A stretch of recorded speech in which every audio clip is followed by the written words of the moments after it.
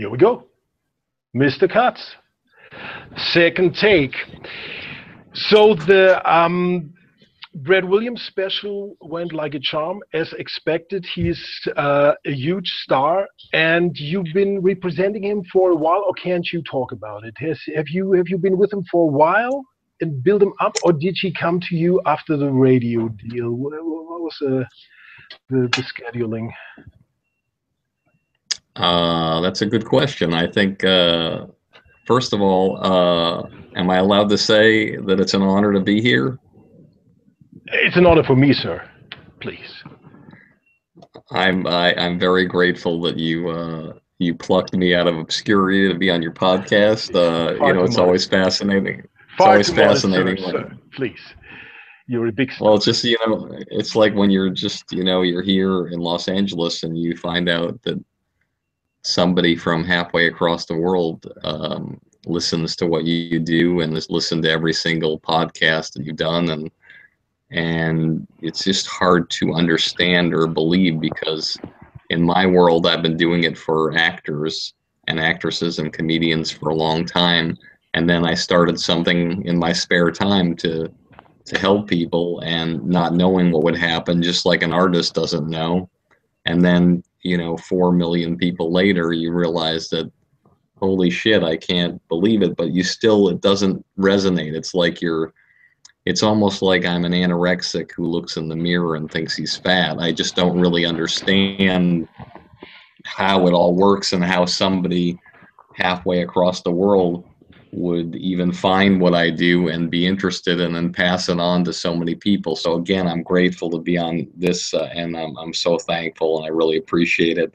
And now I'll talk about Brad. Brad's a guy who came into my office. I met with him about 2 years ago, and after he had gotten a standing ovation at the Universal Amphitheater, which no longer exists, at the Universal Studios, and it was a 6,000 seat venue, like a beautiful venue. It was like taking a huge basketball arena or concert arena, and let's pretend you just sawed it in half, and that's the kind of venue it was. You'd be performing to a half circle of like 6,000 people, and it was amazing. And he just got a full standing ovation. And when Eddie Izzard was there, and Jim Jeffries was there, and Jay Moore, and Bill Burr, and they all were like, "Holy shit, who is this guy?"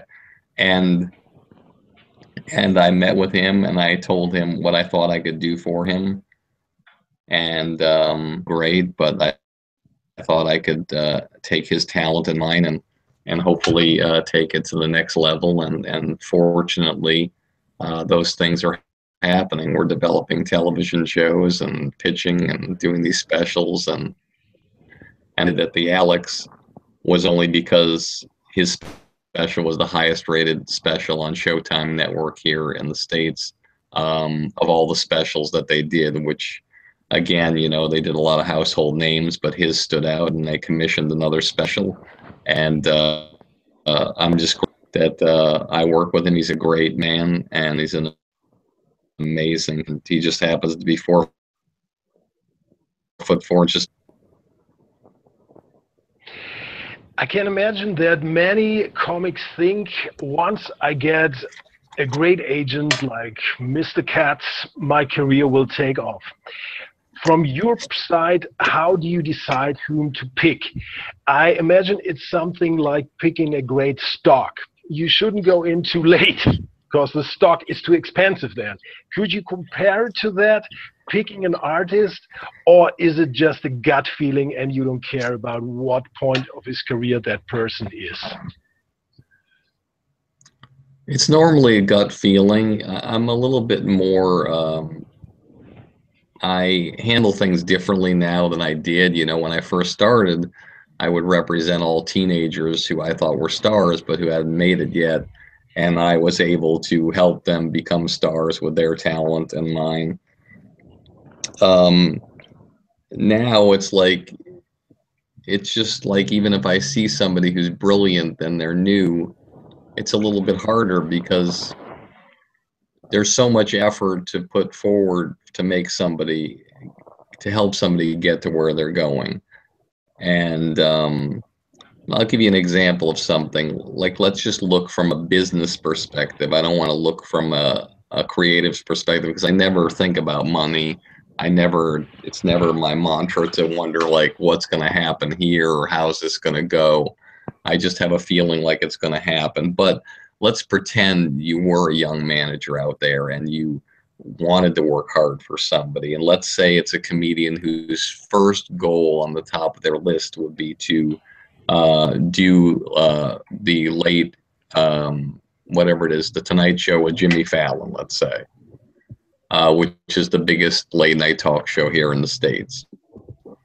So we work towards it. We work hard. We spend hundreds of hours working on that goal. Let's say it takes like 2 years as a young manager, whoever that might be, who represents this person, and they get the Tonight Show, they get the goal, they make it happen, and which is wonderful. But they get a check for $535.60. And so that young manager just helped that artist accomplish the number one thing on their list. And in return, financially, the reward is $53.60. And the return for the artist is that they have accomplished their number one goal. They have a piece of video that they can use at any point in their career for the rest of their lives, and it'll be their calling card. Just like you can see Jay Leno's first Tonight Show set still online. And granted, hopefully the feeling is that that set will launch them for that young manager to the next plateau, maybe a half-hour special or an hour special or whatever it is. But from a business perspective, if you're a young manager, it's a very, very uphill battle, because let's pretend I represent you, or a young manager represents you. Let's just say whoever it is, the young manager's name is Joe Blow, and they went to sign you. And let's say in your first year, you did crazy business and you did phenomenal, and you just, you're like a guy who only made like maybe $50,000 a year. And now this first year working together with Joe Blow, you're making $500,000. He's increased your salary by 10 times. And it's like, holy shit, you're, as an artist, you're like, wow, I'm rolling in the dough now. I'm on my way. And Joe Blow was in his office that he's renting for $2,000 a month in some building. And so that's $24,000. And then he's got his phones, his FedExes, and then he's got his assistant, who he pays, let's say, a little amount of money to. Let's say Joe Blow pays his assistant $25,000. And then, there's lunches, there's dinners, there's travel. And all of a sudden there's taxes, and then the $50,000 Joe Blow made from you is gone, and it's just in thin air. Yet you, the artist, is okay. You're doing well. And so that's the hardest part about being somebody who's starting in the management business. You want to bet on people. You want to fight for people. You want to get them the opportunities. But sometimes it doesn't go well. There's other times where you have an established guy, and let's say he books a sitcom, he books a pilot, and then the pilot goes. Again, depending on the money he makes, that's great. But if he doesn't make that much money, Joe Blow, the manager, is going to be in trouble. So then he has to sign like 1 million people to make it all work. And as he signs more people, he has less and less time for his artist. And so you depressed, hey, I can't on the phone anymore. I can't really, we used to have such a great relationship. I mean, he killed himself for me. I mean, I was like his guy. Now he's got 20 people. What the fuck? Well, Joe Blow, the manager, probably the young manager, has to feel like he has to figure out a way to make a living and do well. So it's a fascinating business. I fortunately have been in it for a while, and so I'm in a different position, but the profession itself, it's very hard to make things work as a young manager. But if you do and you make it work and your artists break, it's a wonderful thing. I told a story on one of my podcasts, a fictional story about a fictional conversation that I had with my first client ever, which was Louis C.K. And Louis C.K. Has won 2 Emmy Awards. He's one of the greatest comedians here in this country. And I represented him from when he was 18 to when he was 26 or 25 years old. And my fictional conversation that I stated on my podcast, which I'm sure you heard, was this. Here's my fictional conversation. Hey, Louis, how you doing? I'm good, Barry. What's up? Listen, I know you just celebrated your 18th birthday, and I wanted to sit down and have a meeting with you. Yeah, sure. What's up, Barry? Listen, I have good news and bad news. Oh, that's great, Barry. What's the good news? The good news is you're going to be one of the most respected comedians in the world. You're going to have 4 to 5 specials that are going to be the highest rated specials in the world for comedy. You're going to put some up on your website for $5 a piece, and you're going to make tens of millions of dollars off of them of your own volition and cut out the networks and prove that you can do it on your own. You're going to do tours across the country in arenas that basketball is played. You're going to win all sorts of awards. You're going to create a television show that people all over the country and the world are going to revere. And you're going to win 2 Emmy Awards, not only for writing, but for your show. And it's going to be amazing. And he'll pause and he'll say, Barry, well, what's the bad news? The bad news is, Louis, it's going to happen 28 years from today.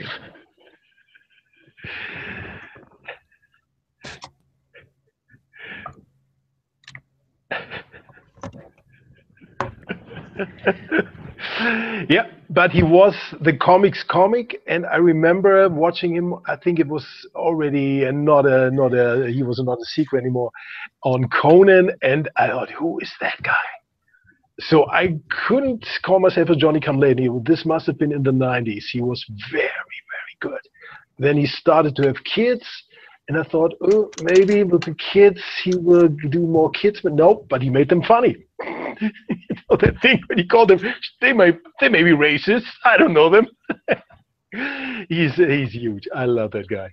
So, but he left you, which is that? Yeah, that was in but that was 20 years ago that I stopped working with it. It was hurtful at the time because he was my first client ever. But I think that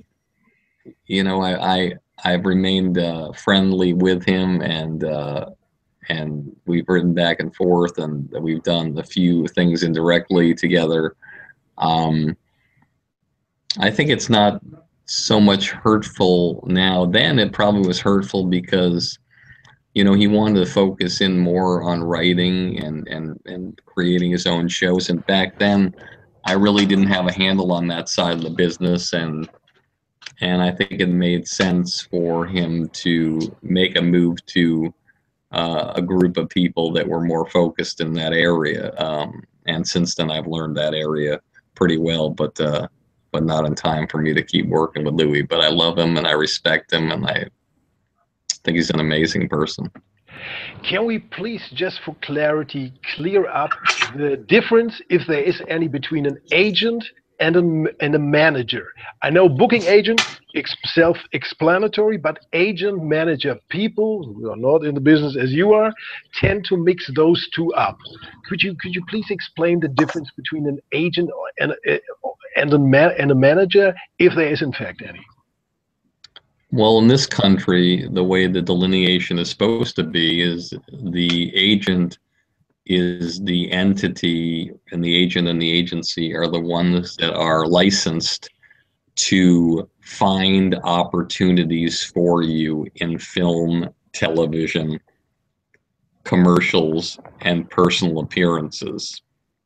And so their only job is to pinpoint a certain area and create an opportunity for the artist in that area. So if there's a television agent, their job is to bring opportunities to the artist in television. If there's a film agent, in film. If there's a personal appearance agent, in personal appearances. If there's a commercial agent, it would be on camera commercials or voiceovers. So that's the pinpoint on that side. The manager is somebody who is like I guess you could say if the comedian is the owner of the team, then the manager is the coach, and the agents are the specialty positions underneath the offensive coordinator, the defensive coordinator, the quarterback's coach, the defensive back coach, the whatever, in baseball, other, it's like, but so my job is I have a hand in all of these things to many times make decisions that help these different entities get a better deal or a better situation, or just get the person in the room, or even get a personal appearance job, but then the other people will follow it up and do a contract for it or something. So and you're working on the artist to strategize to help take their career to the next level. And if they want to build that team of agents and publicists and lawyers, you help with that as well. Then before we talked about the difference between manager and agent, you talked about the overhead, the nut, so to say. When you want to represent high-end people, you need to be in a certain area. Like you are in the prime area for business, which is Century City, 10100. It's not a secret, it's on your website. But you couldn't expect the same outcome if you were, say, in Chino Hills, Glendale, South Central. You couldn't. It would be a lot cheaper, but you couldn't represent. So the nut is everything. And isn't that nerve-wracking to go the next step and say, well, I'm going Century City, I'm going very close to Beverly Hills, I'm going where I am supposed to be, because you can't really afford to be anywhere. You probably couldn't even be, could you be in, what's over the hill, North Hollywood? It's a little better now, but you should be, as a top agent, you have to be basically in Century City, right? And pay Century City prices on Santa Monica Boulevard or Wilshire Boulevard, which is basically where it's at. Is that right? Or could you do the same operation from back in the valley somewhere? Riverside, I don't know. It's a great question. I think that managers that blew me away. Like there was a manager, there's two managers that I have a lot of respect for that are incredible managers. One of them is Jeff Sussman, who represents Kevin James and Joe Rogan. And, when I first started, he was working out of his house, and he never really cared about what office he was in. He was sort of like he only had like 4 or 5 or 6 clients, and he never really wanted to go bigger, and his artist always believed in him and didn't care. There's a guy named Rory Rosegarden who represents Ray Romano and a bunch of great people, and he lives in Great Neck, Long Island, and he never wanted to have an office in the city, and he made his office in Great Neck and would not go into the city. And his office, I remember, had wood paneling in it. It was like a older thing, but that's where he wanted to be, and his clients were loyal to him, and they loved him, and they still love him, and he's amazing. And the other guy who had a time working after the big agencies was a guy named James Dixon, who represents Jon Stewart. Yeah, and Steve Colbert and Jimmy Kimmel and Adam Corolla, and he's the kind of guy who's I mean, I'm sure he's worked out of his house many, many years and worked out of smaller offices and never really cared about making the leap. Or, when he moved to LA, it didn't work and he moved back. And so, there's certain people who can do it, and their artists don't care. All their artists care about is what they do for them, and if they work hard for them. And to be honest with you, I'm sure I could work out of my house. I'm sure I could. I'm sure I could do that and be okay. I would hope, and even if I don't land every client or I get fired here or there, it's like the bottom line is I think that if you're great at what you do, you can do it anywhere, and you can make things happen anywhere, anytime. It's just, the building that I'm at I love this building. I've always loved this building. It won the award this past year for the best office building in Los Angeles. It's got a great vibe to it. And I've always loved it. I'm actually in a new situation here because the office that I was at on the 24th floor, and it was so great. It overlooked the ocean and the city. Unfortunately, they discovered asbestos on the floor, and so they sent a notice that they had to rip out the whole floor and everybody had to move. Yet there was no places in the building for people to move to. So I luckily found a little corner office on the third floor at a place that has a huge reception and kitchen and conference area. But my office itself is probably, I'd say, 1/3 of the size of what it was. But I'm fortunate that it's a corner office, which is beautiful. It's all glass, overlooking Santa Monica Boulevard and the golf course. But the point being is that, sometimes if you want to stay in the place you're comfortable with, I think it's important for your audience to know as well, and it's a great lesson. You have to make choices. I could have gone into another office that was the same as mine in another building, but sometimes you feel comfortable where you're at. And so you make certain changes, and it's a different one for me, but I'm really happy where I am. I don't, I love the view of the ocean, the city, but there's something pretty cool about looking around and and seeing everything happening through all these windows here. So. Does it help with the executives to be so close to a golf course of the Los Angeles Country Club? Yeah, is that kind of convenient for everybody? Well, I just swing by before I throw a couple of holes.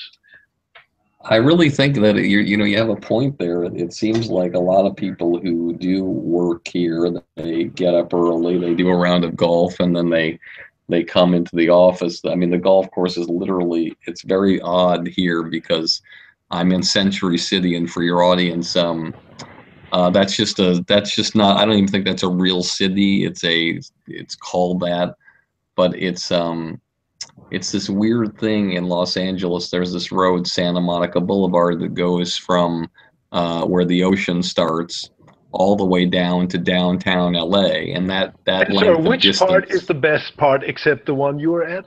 The best part of Santa Monica Boulevard? I'm gonna explain. So I'll explain it.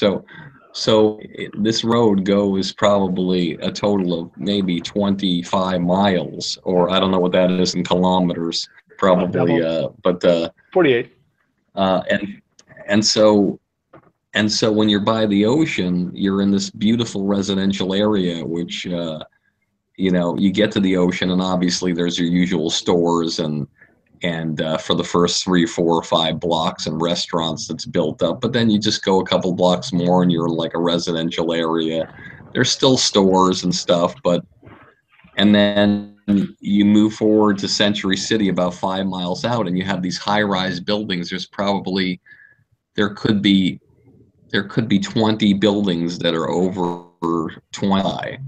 And so it's a little city. It's like a mini city amongst maybe 3 blocks where you have these things. And then there's the Fox lot where, the Fox network is there. And and then you drive a little further, and then you're in Beverly Hills, and you're hanging out with the, there's all these beautiful mansions and things like that around there. And then you go a little bit further, maybe a few more miles, and then you're in West Hollywood, where it's a huge alternative population, a huge gay population, and a lot of nightclubs and things like that.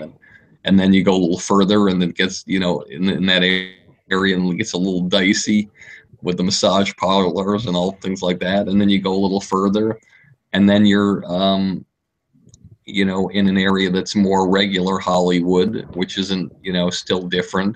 And it keeps going that way. And it sort of probably gets a little more dicey as you go a little farther and farther. But to say for business purposes, there's a lot of people in Century City. There's a lot of people in Beverly Hills, which is probably a mile or two down. And there are some businesses in the entertainment business that do have offices in Santa Monica as well. But this area is normally, I would say, the most concentrated in terms of agencies. Like, for instance, I can look across the way. There's Creative Artist Agency. There's ICM, which are right next to each other almost. And United Talent Agency is probably right down the way in Beverly Hills, about a mile or so. And then there's William Morris Endeavor, again, about a mile or two down the road, in a high rise. So Gersh the same way. So Abrams Artists, which is probably one of the top 10 agencies, is probably right down the road on Sunset in a high rise. So everything's concentrated in this area, but that doesn't mean that there's not companies that work out of, Burbank or places like that. But here's where it mainly happens. Do you feel like a plate spinner at times, because you have to coordinate different interests? Maybe not different, but interests which not necessarily go into the same direction. Your artist wants something. The executives have kind of a choice. They might consider him, her. They might consider 15 other people. So you can't be too pushy with the executives, but you can't lose the client. You want to or need to make your client happy. Can you talk about the high wire act, which you're, I'm guessing, permanently doing between clients, executives, keeping your credo relationships with everybody? They have to be good. You can't be too, listen, I told you my client doesn't get out of the bed for them. You're not Ari Gold. I'm supposing you don't walk around like a super guy. Yeah? Ari Gold from Entourage, who was probably portrayed somebody you might know, and of course he's a great guy, a great funny character. But this is probably not the way you would behave around executives. Look, it's every year there's different things that happen. There's different ways that the business is done. You could call 5 different agencies, and they'll tell you that they have clients that have won Academy Awards that are being asked to audition. They're being asked to audition for television series and things like that. Yes, some people get offers, but business here has become a star-driven business where people want people who are stars, and they want people who can get ratings. But it gets cyclical and it changes, and then the next show that is a big hit with no stars will be, then they'll look at it the other way. So it's the bottom line is that if you can just get somebody to audition and somebody to go in the room and blow people away, then you don't have to worry about anything. And in this day and time, I think you can have people audition on video and submit it and still have as good a shot as getting it as somebody in the room. I mean, Jay Moore got the movie Hereafter with Clint Eastwood, and Clinton was never in the room. He put it on tape, and he got the gig. So if you can have people who can deliver, sometimes you can't get them in the room. Sometimes people say no. It's an email. Everybody looks at stuff. So if they say no, you send them an email, and then with the video in it, and figure that out. Look, Brad Williams, we talked about a special earlier. Here's a guy who I don't think the network wanted to do a special with him. When it came time to filming a special, it was the only special that was half full with audience. Didn't sell out. But, out of those people that shot that weekend, he's the one doing another special because, you deliver. You have to deliver in every job that you have. And it doesn't matter what you do. You just got to deliver, and you got to deliver better. And if you can't get in the door, then figure out a way to show them how great you are by an untraditional method. And chances are somebody's going to look at it. I always encourage everybody to submit and to audition and to do whatever they can, because anybody who says they don't want to audition, what is that saying? That's just saying that, hey, they either have a sense of entitlement, or they think that they're worried that they're going to tank it or they're not going to have a good audition. Well, if you're worried you're not going to have a good audition, then chances are you're not going to. It's like interviewing, for your audience out there who is looking for a job. It's one of the things that always fascinates me is that, if you have any semblance of charisma and any semblance of any presence at all and any semblance of how to talk to people, if you can't go in a room and go on 20 interviews for a job and book one job, then you got to reevaluate your life. I don't care how competitive things are. It's like you should be able to go into a room and fuck people up. That's what the world is about. It's like going on dates. It's like if let's assume you're a heterosexual female or male, we'll use that as an example. Let's just assume, yeah. You go out on a date, and actually it doesn't matter, gay, straight, asexual. You go out on a date. Well, how do you get the second date? Well, you don't get the second date being ordinary. You get the second date because you did something in the date that made the other person think, you know what, this person's a little bit better than the last person that took me out on a date. I'd like to do another one. And that's the thing. It's like all the evidence is there. How many times you've been to a restaurant and there's a server that's amazing and the service, and they keep coming back, and anything you want, and you just so much love and so much kindness from them, and the energy is great. And you finish your meal and you're just like, you want to just give them a bigger tip. You want to go to the manager and say that person was amazing. And then how many times you have somebody serve you and the hair on the back of your neck stands up? And you're like, my God, did this person dress in front of a fan today? What happened to this person? And what happened to their attitude? Did somebody pass away? Like, what is this person going in back and like touching my meal with their hands and then putting it back on the plate? This is awful. And it's like that person's not going to be the person that moves up. The other person is going to be the one that moves up and becomes the manager and probably eventually owns the restaurant. And that's the way it normally works. It's like with your podcast.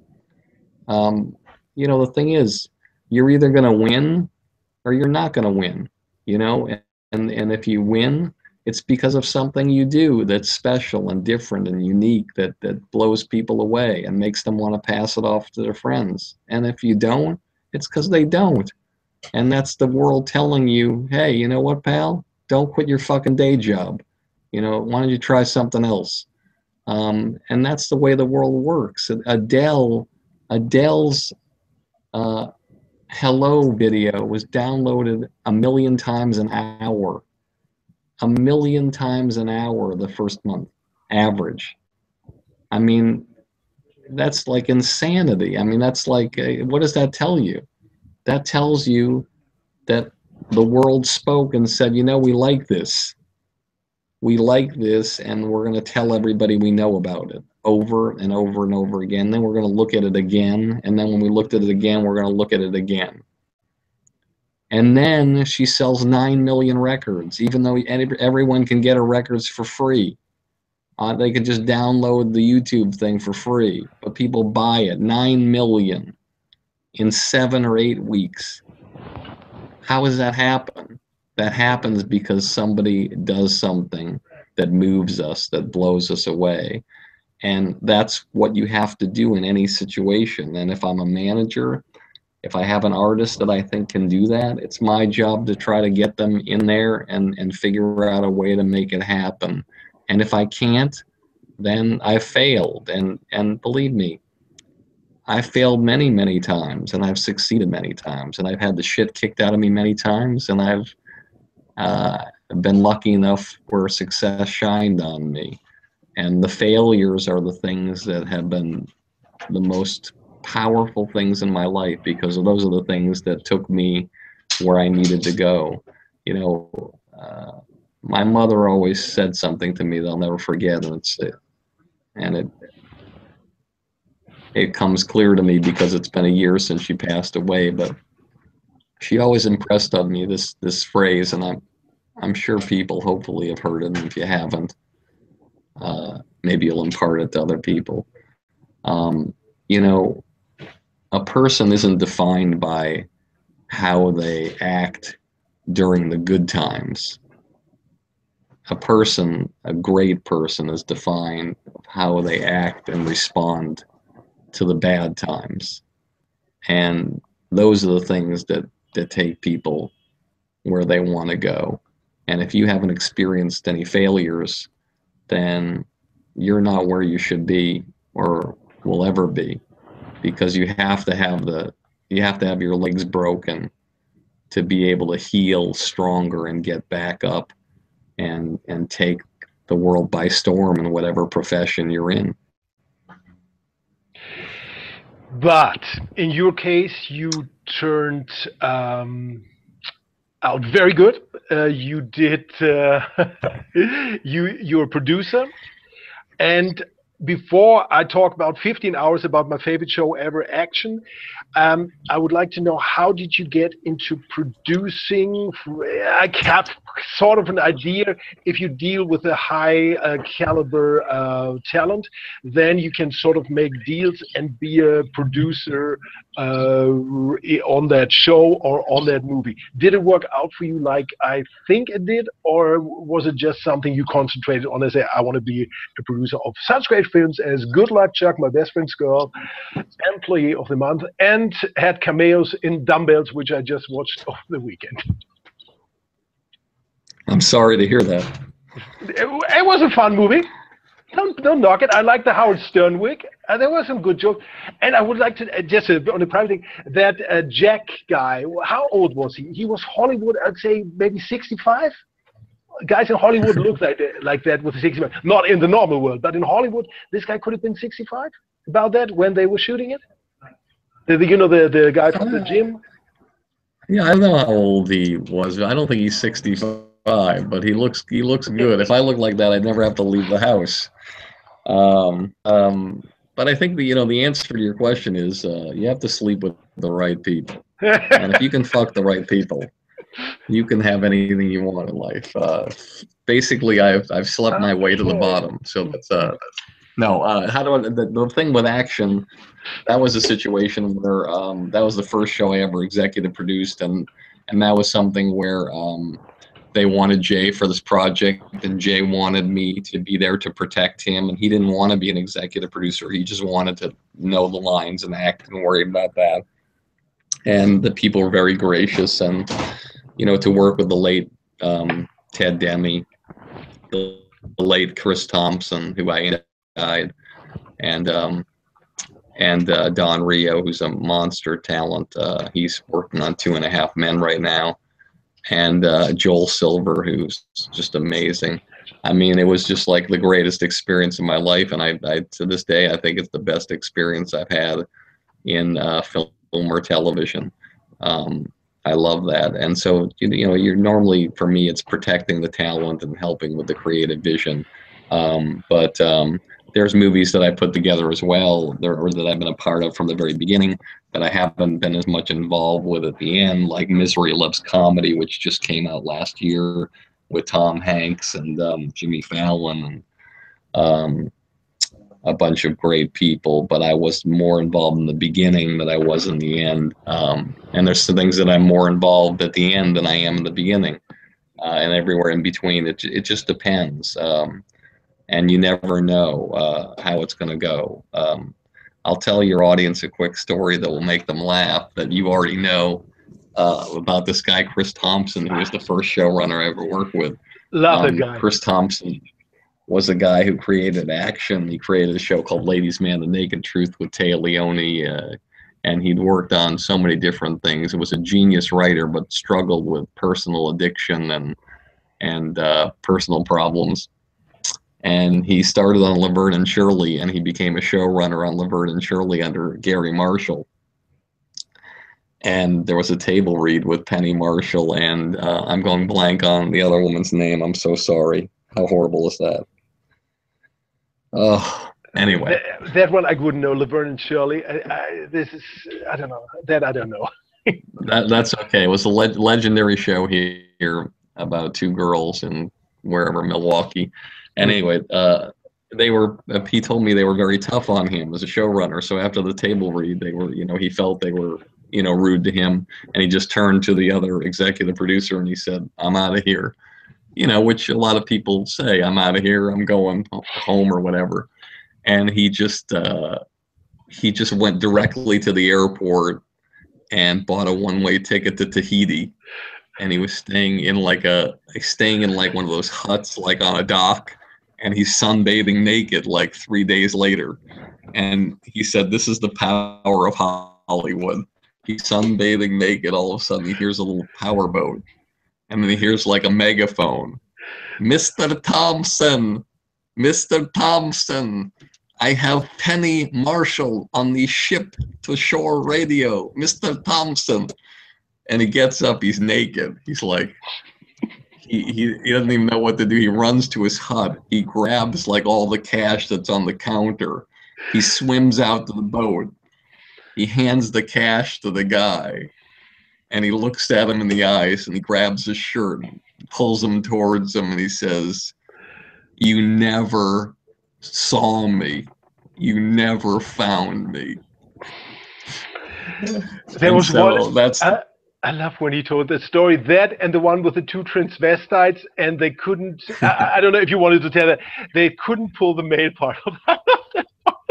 Who took care of him, and they wanted to bail him out of jail, but they couldn't. The one couldn't pull out the male part. I love that story. Oh man, what a great guy.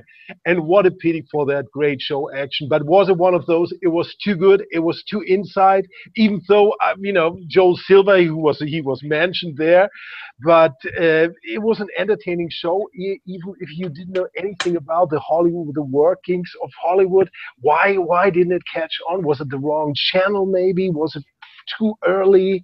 Why? It was sensational. Yeah, it was just ahead of its time, and it was just, and it was supposed to be on HBO, but the studio couldn't cut a deal with them, so it ended up on Fox. And those things happen. So it's there's no rhyme or reason why things happen the way they do with television or film. I'm sure there's great films that your audience have seen that they love, and they don't understand why it doesn't make more money or do better. And there's things that are horrible that they think are horrible that do really, really well. I mean, it's just nobody really understands why things are the way they are. I don't think anybody thought it was a bad show, but it just maybe the characters had to be more huggable and lovable, and maybe that was the problem. And when you see shows like Arrested Development, which are also great, was a great show. The characters aren't so huggable and lovable, and for network television, I think you need that. You don't need that as much. No, I don't think Jay was too huggable, but he was still, was still a great character, and I loved Illeana Douglas in it, and his uncle, past comic of the older Buddy, Buddy Hacket. Buddy Hacket. He was at my wedding. Ah, what a great guy, man! You had alone just to meet Buddy Hacket, who was like old Hollywood. He probably knew Sinatra. That must have been a great time. He was one of my best friends, and one of the things I'll share with you that's you talk about relationships, and a lot of times you don't really understand in your life what you are to people or what you mean to people, because sometimes in your life and business you kind of look at the socio-economic dynamic and you wonder, like, I don't belong in this person's class, yet they like me to be around. And sometimes it's vice versa, where you're at a higher level, yet there's somebody you have in your life that maybe isn't at that level. And Buddy always was so wonderful to me. He would call me every day with a joke, and we had a great friendship. And I did all of his benefits for his charities. I produced all of them. And I remember when he passed away, I got a call from his wife Sherry, and she told me, and a lot of times death is a very interesting thing, because we're never taught about death and how to handle death in our lives from our family. It's something that you're just supposed to naturally understand or deal with on your own, and how you're supposed to handle it. So we all really don't know how to talk to anybody after somebody's died. We really don't know what the protocol is. We just don't know. And when I got that call, my immediate thought was, I want to go over to her house right now. But I didn't ask, and I didn't mention, and I just said, is there anything I can do? Just tell me. And she said, I want you to come over. And I said, oh, I would be honored to come over. And I drive over there, and expecting that all of Buddy Hackett's, all of her older friends and his older friends from Bob Newhart or whatever are going to be there. And I open the door, and I'm the only person there. And I'm sitting with his wife, and then his daughter shows up, one of his daughters, and she's in the kitchen doing some things. And I'm with her for like an hour, and I have no intention of leaving until she tells me that she needs to be, she's tired or whatever. And then I'm realizing that, wow, she made this call to me. And then the doorbell rings. And she said, would you mind going to the door? I go to the door, and it's Jeffrey Ross, the roast master, Jeffrey Ross, who was introducing me to Buddy. And then obviously she called him, and he comes over. And we're sitting for another hour, and then the doorbell rings a third time, and I open it up, and it's Jay Moore. And the three of us sat with her till 4 a.m, and we were the only three that she called, that she wanted over the house. And I was so blown away by that, because it let me know that you can create these relationships with anybody, even somebody who's 75, 80 years old, has been in the business, who was with Sinatra in 1953, was making $175,000 a week in Vegas, who did the first 2 HBO specials. And yet that person and his wife felt strongly enough about myself and Jeff Ross and Jay to have us over. That let me know that I was capable of making an impact, even though I wasn't at that level. And I'm sure everyone in your audience has that feeling of knowing that there's an older person that's making an impact on them, and they too should know that they're making an impact on them. On hopefully lighter note, I watched your 2 cameos or appearances in 2 Seinfeld projects. You seem to run into Seinfeld just by chance. And this one incident was kind of funny. You were about to see one of your clients. You mentioned Jay Moore. And there is Seinfeld with Michael Richards, who was an annoying Kramer, which I was not. I was a huge fan of George Costanza, but I couldn't stand that Kramer guy. He was getting on my nerves. I never liked that guy, but that's a personal thing. So I would have skipped that episode, but I watched it for you. And I think it's heavily edited. He wanted to show to Seinfeld that he knows a black heavyweight. forget the name, Mayville Weather, maybe one of the Sugar Ray Leonard. Sugar Ray, right? And so, and he was totally off, and he was standing in front of Jay Moore's house, and there comes you, who wants to see his client, and big confusion. And then Richards goes, "Who's Jay Moore?" Which is kind of, he's not that. Michael Richards is not that big not to know Jay Moore. I mean, really, which made me hate him even more.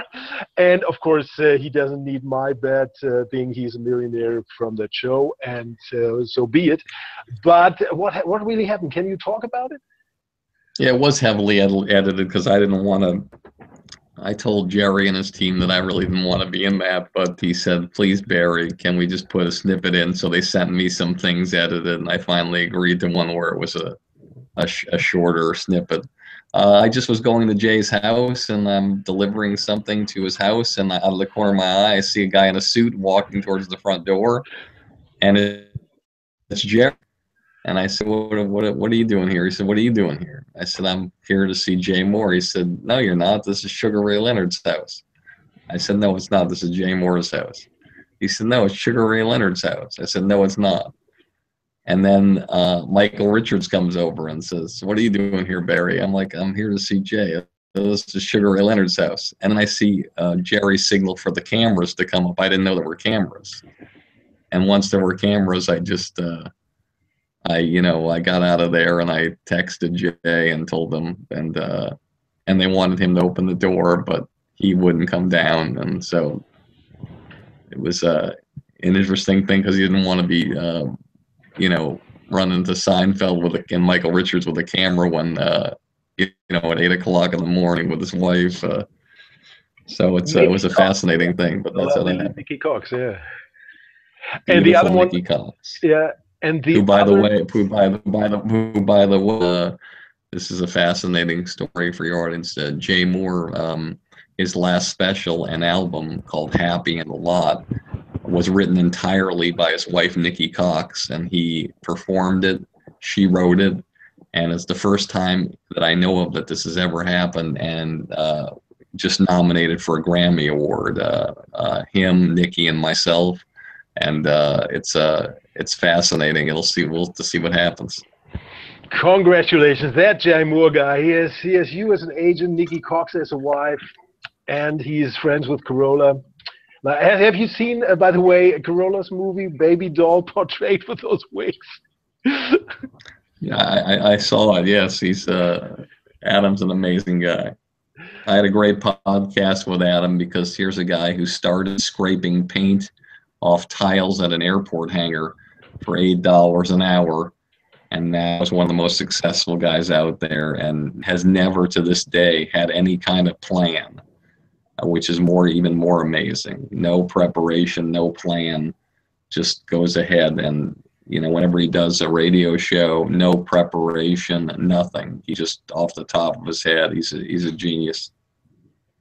I was about to ask you that. Is he the best at what he does, the producing comedy while talking? Is there anybody you could mention who is? I mean, Brad can roll with him, of course. Jay can roll with him, of course. But doing it by himself, is there anybody in that league who you would mention who is as good as Corolla is in spontaneous improv? Well, I think every single person in the world who's in the business would say Howard Stern, and then after that, I don't know what they'd say. I think every comic feels that they're the best or want to be the best, but I think Corolla would definitely be in the top tier in anything. It's amazing what he does, and if you talk to him, he's got a very unique style about him, the way he talks to you. He's just a regular guy. He's just a fascinating guy, and he's made it happen. My podcast with him was amazing because it was like, you talk about what they say here, quote, the American dream. I mean, here's a guy who was basically couldn't do anything, had no skill set, was working like the shittiest jobs, worse than the shitty jobs. I mean, I think working in a tobacco field would have been better than scraping tile off off these huge areas. Of it just, and to come where he's come is just an amazing story. It used to be with comics, big talent, big problems. Do you feel this has changed? I can mention a few. Ow, ow! Sam Kinison, Pryor, Mitch Hedberg, and now it seems like they are pretty much under control. Like I'm talking general trend. Of course, there's one, but the general trend is comics are more healthy. In your opinion, is it easier to work with them when they're not dragged out? I think it's, there's always going to be artists that are self-destructive, that complicate winning. It's always going to happen. As long as there's drugs and alcohol and sex and money, there's always going to be situations where things go a little haywire. It's just, look, it's if you're a married guy and you're in some hotel room in a foreign city and a beautiful model comes to your door, knocks on the door and says, I'm here, nobody knows I'm here, I know you're here, do whatever you want to me, with me, I'm here for you tonight, no questions asked. You're going to have three different kinds of people. You're going to have the person who says, no thank you, I'm married, but I appreciate it. You're going to have the person who's going to bring them inside and have their ankles in two different zip codes. You're going to have the person that says, well, you can come inside, but, I just want to talk to you. I'm kind of lonely, but we're not going to do anything. And then you're going to leave. And then, and so there's all kinds of personalities. And, we all know somebody who would do each one of those things. And that's a metaphor for the business. It's like there's always going to be crazy and there's always going to be sane. There's always going to be a sense of normalcy and there's always going to be a sense of chaos. And that's the way the world works. And it works that way in your personal life and it works that way in business. Everybody who's listening to your podcast is in an office somewhere or a working environment, and they all know the person that's calm and wonderful and sane, and they all know the fucking crazy person. And that's the way the world works, and it's always worked that way, and it will continue to work that way until the end of time. And hopefully you're one of the sane ones, and I hope I'm one of the sane ones, but I don't mind being a little crazy, and hopefully I can do a little combination of both. But I feel bad because I got to get out of here, but I'm very grateful that you gave me the opportunity to be here. I've loved talking to you. I love the fact that you reach an audience that to me is almost like I feel like embarrassed to say that I couldn't ever believe that I could ever reach that audience, and I'm very grateful, and I hope they get a chance to listen to Industry Standard, and I hope that it can help them and inspire them as it's inspired so many people, luckily for me. Thank you, sir, for your time. And just allow me one last question, and I have to thank you for doing this. And I will put all the links up, the Podbay, the iTunes link.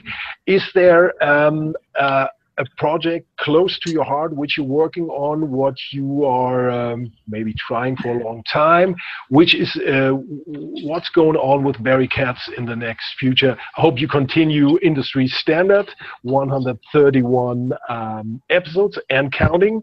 As of today, you continue your BK Entertainment agency and producing. What is going on what can we expect from you in the future, sir? Well, I think the main thing is to be in a general sense is just you'll see more television, you'll see more films, and rather than specify those projects, because that can always get you in trouble, I'll just say that the podcast in my spare time has been really wonderful because you get to reach so many people and help so many people. And as I've said on the podcast, you manage one person. You only help one person. You do the podcast, you can help millions of people. And it's tough sometimes. You do things in your spare time. Look, last night I was here in my office from 6 p.m. until 3 o'clock this morning, and now I'm back here now. But I have to do it on the times when I'm not doing work, or else it would affect everything. So but it's well worth it, and I hope your audience is able to check it out, because I guarantee if you can get past my voice, it's going to change your life and the things these people have to say. There's so much I had to ask you. So many people are doing you as an impression, but you don't seem to mind that. There's not many people who take it as well as you do, even though I don't think it's specific, but it's not a, it's a, you talk all right. I don't hear any accent. Boston is your hometown. I kind of know Boston accent, and I don't think yours is a Boston accent. No. No, it's not. And I sound better on the microphone than I do in person for some reason. In person, it's more imitative.